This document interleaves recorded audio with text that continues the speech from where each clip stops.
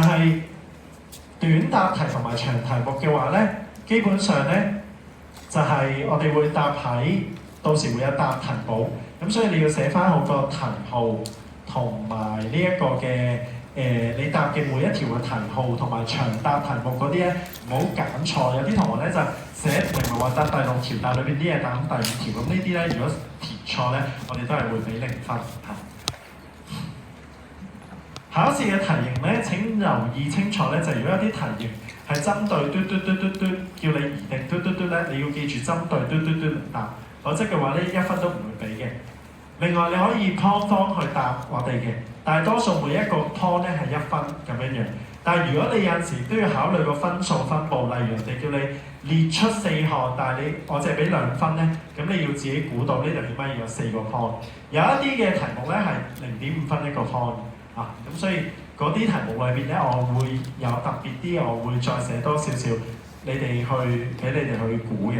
咁但係都係嗰句，你寫到幾多就盡量寫多少少。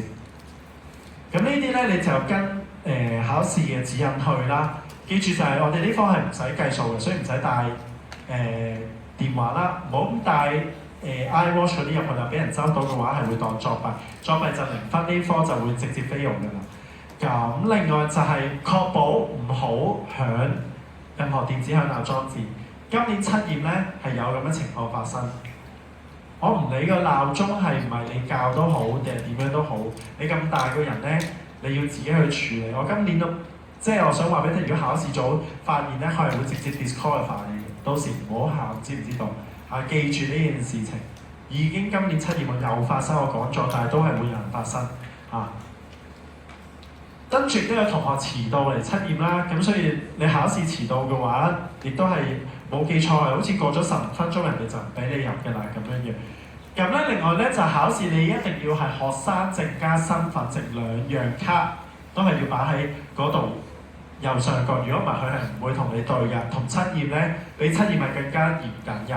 所以你是但有一樣冇帶嘅話咧，你有機會人哋唔俾你考試。所以記住請你 check 清楚啲嘢。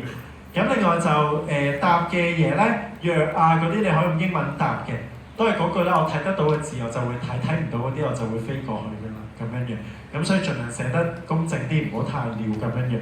咁到時我哋考試組亦都會有額外答題簿嘅，咁你唔需要再去手抄啲題目過去嗰邊，咁你直接答過去就 OK 嘅啦。缺席考試嘅話咧，我哋係冇補考嘅。所以如果你要缺席考試，你係有特別嘅原因，例如你病假嘅話咧，請你係要跟學校嘅指引，喺考試之內、考試完咗之後嘅7日裏邊，你要填妥相關嘅申請表，交埋相關嘅醫生證明書俾校務處。校務處將會安排你喺下一個學期嘅期中考試再考，即係話出年嘅同一個呢一個時間先至考，而唔會特登喺新馬或者 autumn 再開俾你。所以記住保重你嘅身體，唔舒服嘅話咧，你都係可以唔嚟考，不過你會出年，咁即係話意味住你會 defer 1年。明唔明白我講乜嘢嘢？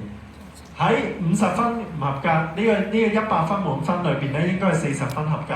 唔合格嘅同學咧，就要睇埋佢 overall， 佢呢一科就會 overall 會唔合格嘅啦嚇。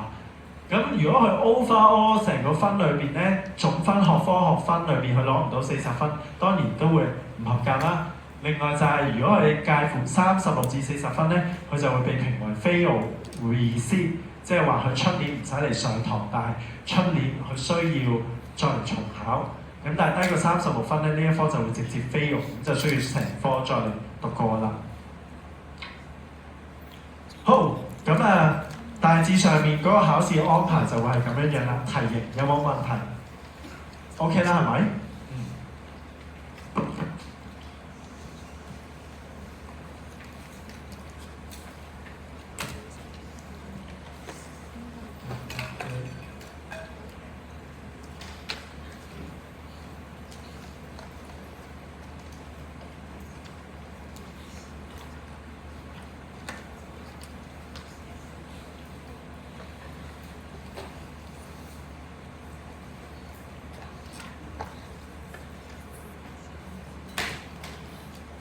咁咧，我哋咧今年咧，我哋 total 咧 cover 咗2個其實我哋呢一科裏邊咧都係一個大科啦，cover 咗第一個學期裏邊嘅 cover 咗呢啲嘅內容先係比較多嘅。咁咧跟住，但係都可以同大家講咧，就係、我哋嘅春季學期咧，因為已經係測驗同埋功課係做得多少，所以我哋嗰、個考核範圍咧會喺秋季學期比較多嘅。但係你唔能夠唔温春季學期嘅，因為點解咧？我出咗50條 MCQ， 我嘅出嘅形式咧就係、先諗每一個禮拜我都坐底出2條至3條，確保我26個禮拜都審晒。咁所以咧，我覺得我嘅 MCQ 係出得幾好。有好多嘅題目咧，望落去嘅 A、B、C、D 睇落去都幾似答案咁所以咧，應該咧都可以俾你哋好好用個腦去分辨下，到底佢哋係點樣樣嘅。咁咧，我就先講咗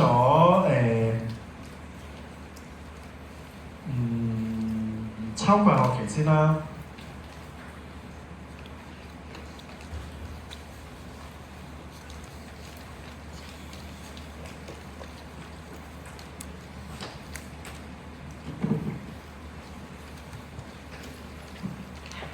大家都舉起晒 iPad 嘅，不得攝影喎。記唔記得第一堂講乜嘢嘢？不得攝影，好危險，都係唔好講咁多。好，呢、個消化系統疾病同埋護理學啦，咁樣樣。咁一般嚟講咧，你就學咗呢堆嘢嘅。點算咧？